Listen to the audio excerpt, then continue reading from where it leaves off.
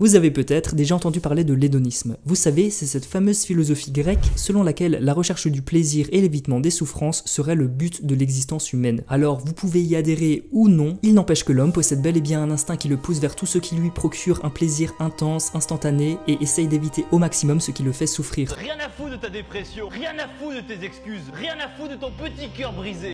Alors, est-ce problématique? Eh bien, pas forcément. Déjà, si nous fonctionnons comme ça, c'est bien pour une raison. D'un point de vue évolutif, l'addiction trouve ses origines dans les mécanismes de récompense et de renforcement positif. Parce que ces deux choses ont joué un rôle crucial dans la survie des espèces. Au fil de l'évolution, les animaux, y compris nous, ont développé la capacité de ressentir du plaisir lorsqu'ils accomplissaient des activités essentielles à leur survie, comme manger, s'abreuver, avoir des relations sexuelles ou encore trouver un abri. Et ce sont ces activités qui déclenchent la libération de neurotransmetteurs dans le cerveau, comme la dopamine dont on entend si souvent parler aujourd'hui et qui vient créer cette fameuse sensation de plaisir et de récompense. Alors bien que cette association entre le plaisir et certaines activités vitales ait pu favoriser la survie de notre espèce, aujourd'hui notre environnement a énormément changé. Et avec l'abondance de stimuli et de possibilités auxquelles nous sommes exposés tous les jours, notre façon de fonctionner n'est plus forcément adéquate. Oui, nous sommes devenus addicts. Mais addicts à quoi?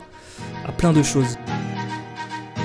Et bien qu'il arrive que certaines addictions soient considérées comme positives, le terme à la base, lui, est péjoratif. Et pour mettre les choses plus au clair, on va se baser sur cette définition. En gros, vous savez que les conséquences seront négatives, mais vous le faites quand même. Autrement dit, l'émotion prend le dessus sur la raison, et ça d'ailleurs, ça ne s'applique pas qu'aux addictions. Par exemple dans vos décisions, le choix d'un partenaire, d'un dirigeant politique, d'une religion, d'un vendeur de rêves ou même d'un coach. D'où l'importance des beaux discours où on utilise de jolis mots en dépit d'utiliser de bons arguments. Car de toute façon, on oubliera une grande partie de ce que les autres nous ont dit, mais on se souviendra de ce qu'ils nous ont fait ressentir. Pour revenir aux addictions, il en existe un tas que l'on pourrait classer dans différentes catégories. Celles liées aux substances que l'on consomme, alcool, tabac, les autres drogues illégales en France, on pourrait même rajouter le sucre et la caféine. Et celles liées à des comportements, les jeux d'argent, l'utilisation des réseaux sociaux, les sites X, et je parle pas de Twitter, les jeux vidéo, les consultations chez les médiums, on pourrait allonger la liste encore pendant un petit moment je pense. Alors ce qu'il faut bien comprendre, c'est que nous ne sommes pas tous égaux face au risque de développer des comportements addictifs. Et pour certains, ça peut malheureusement aller très loin. Je vous donne l'exemple de cet homme qui finit complètement accro aux appels facecam avec Sylvie,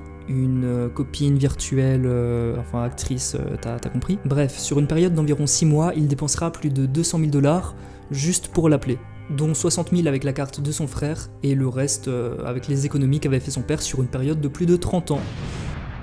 Voilà. Bon, évidemment, il s'est fait griller, son père lui a dit d'arrêter, mais lui, il était pas d'accord, du coup, il finira par tuer toute sa famille. Ouais, c'est nul. C'est pas bien.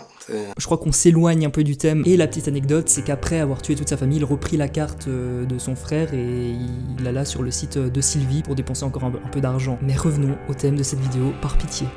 Vous vous demandez maintenant sans doute comment se crée une telle addiction. L'émergence d'une conduite addictive comme celle-ci se situe à l'interaction de 3 facteurs. L'individu, qui visiblement ici n'était pas très net, son environnement socio-culturel et l'objet de sa dépendance. En plus de vos prédispositions génétiques, l'environnement dans lequel vous baignez aura un rôle crucial sur vos comportements. Vouloir arrêter de fumer en étant entouré de fumeurs, espérer travailler efficacement avec des distractions omniprésentes, ou encore essayer d'adopter une alimentation saine en ayant de la malbouffe dans ses placards, vous en êtes bien conscient, c'est pas une très bonne idée parce que même avec une motivation d'acier, essayer de maintenir des bonnes habitudes dans un environnement qui lui est inadéquat, ça reste assez compliqué. Nous essayons toujours de nous conformer à notre environnement, même si parfois on en ignore les raisons. Comme le montre par exemple la célèbre expérience de l'ascenseur 2000 grammes.